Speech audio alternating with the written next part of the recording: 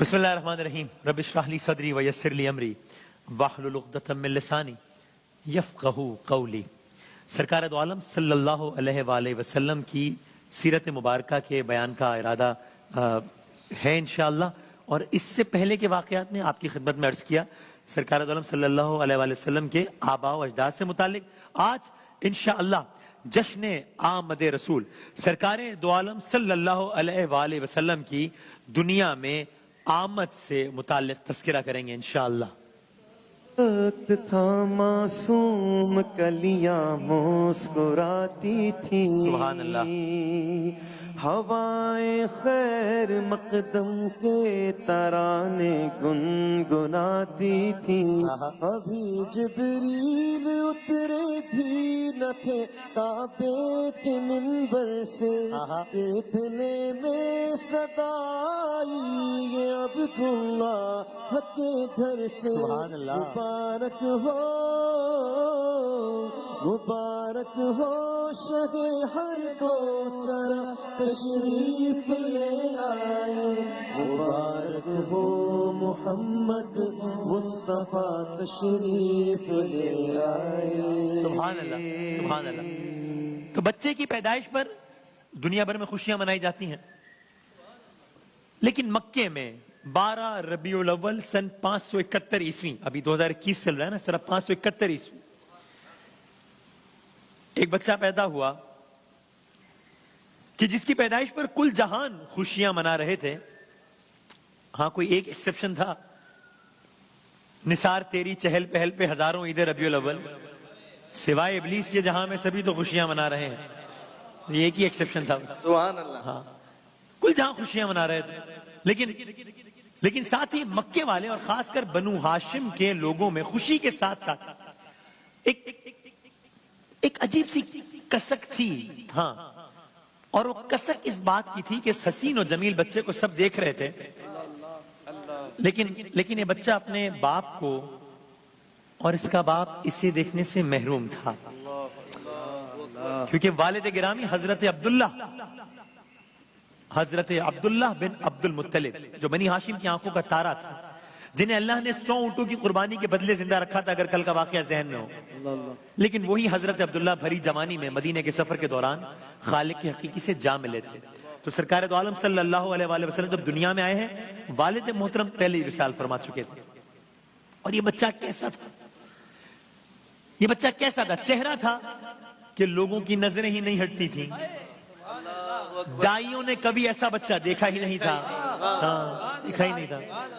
اور جب یہ بچہ سردار مکہ حضرت عبد المطلب جو اس بچے کے دادا تھے، حضرت عبداللہ کے والد حضرت عبد المطلب جو اس بچے کے دادا تھے، جب یہ بچہ ان کے ہاتھوں میں گیا نا، تو انہیں محسوس ہو گیا کہ ان کے ہاتھوں میں کوئی عام بچہ نہیں ہے، کوئی بہت خاص ہستی ہے۔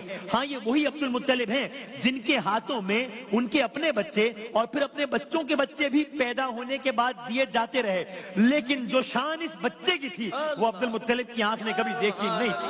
سبحان اللہ۔ عبد المطلب نے کیا نہیں دیکھی تھی؟ وہ چشمے فلک نے نہیں دیکھا تھا اس سے پہلے کبھی یہ منظر۔ سبحان اللہ۔ ہاں تو عبد المطلب باقی بچوں کو مبارکباد دے کر واپس کر دیتے تھے، لیکن اس بچے کو نہ جانے کیوں حیرت انگیز طور پر ماں کو واپس نہ کیا۔ پھر کیا کیا؟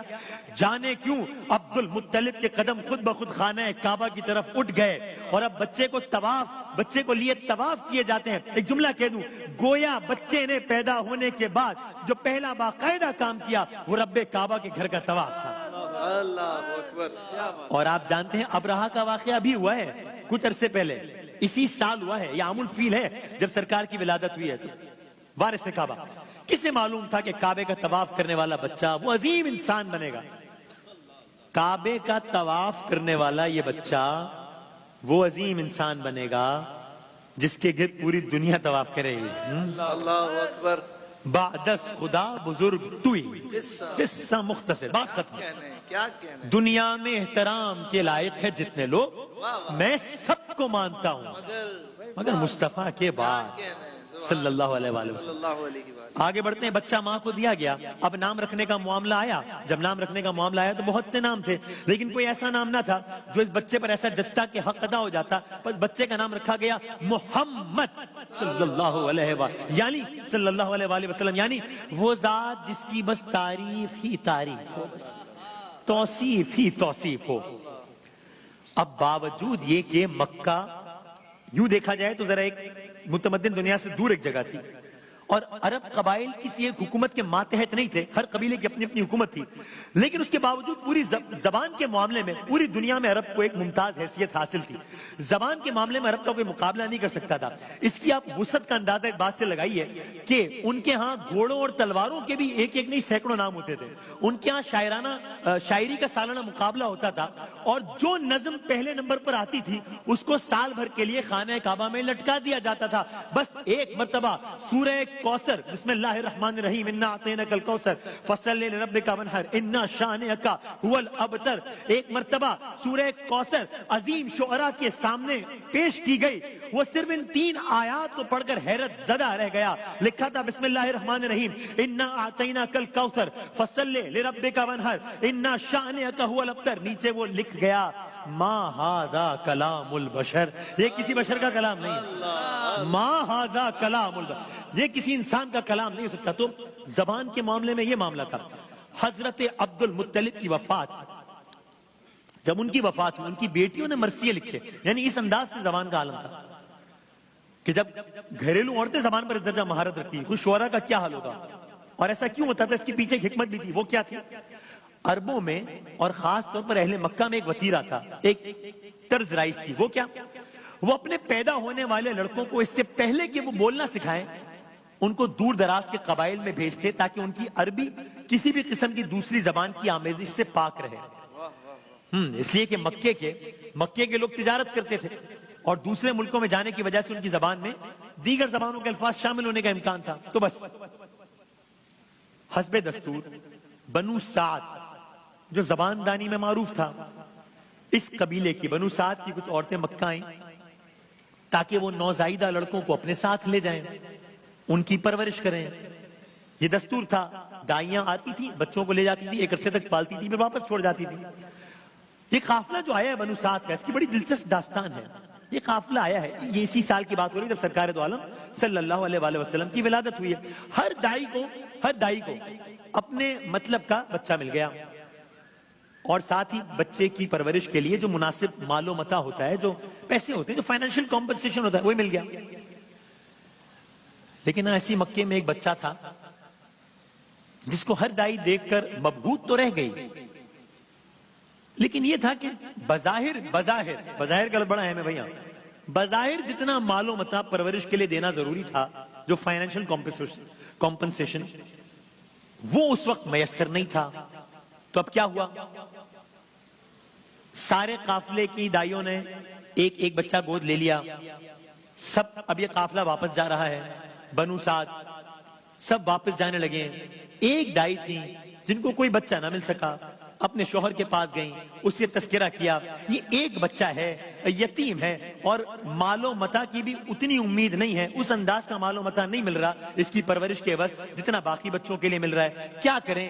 شوہر نے کہا دیکھو خالی ہاتھ تو جانا مناسب نہیں ہے, اس میں کوئی شک نہیں ہے کہ ہاں ہمارے اپنے گھر میں کھانے کو بہت کوئی اچھا بندوبست نہیں ہے, لیکن ہو سکتا ہے یہ بچہ ہمارے لیے برکت کا باعث بنے. ایسا ہی ہوا. ادھر دائی نے, نام تھا حلیمہ, اللہ اکبر, سبحان اللہ, نام تھا حلیمہ, حضرت حلیمہ.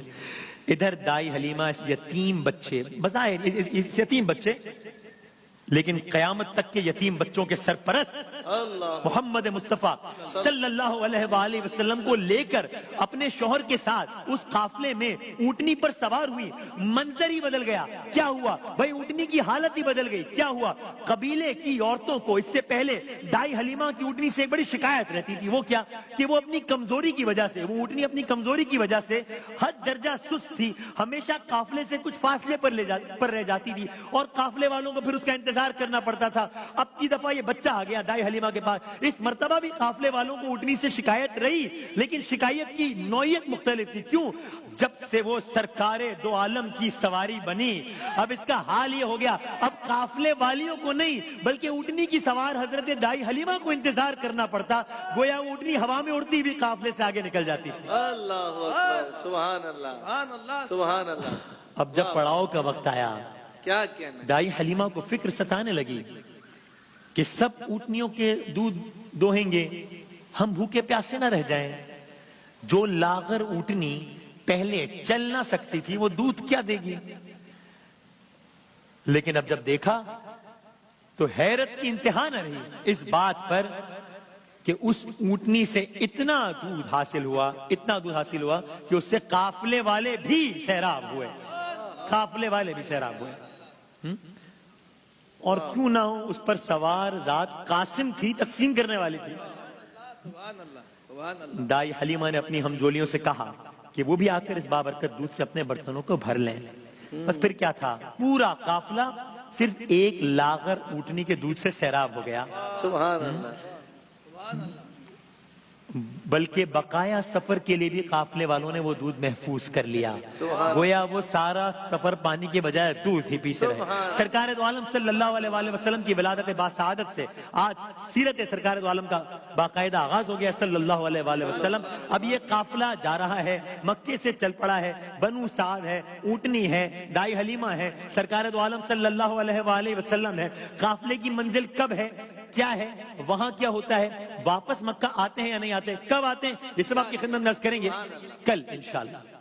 سبحان اللہ, سبحان اللہ.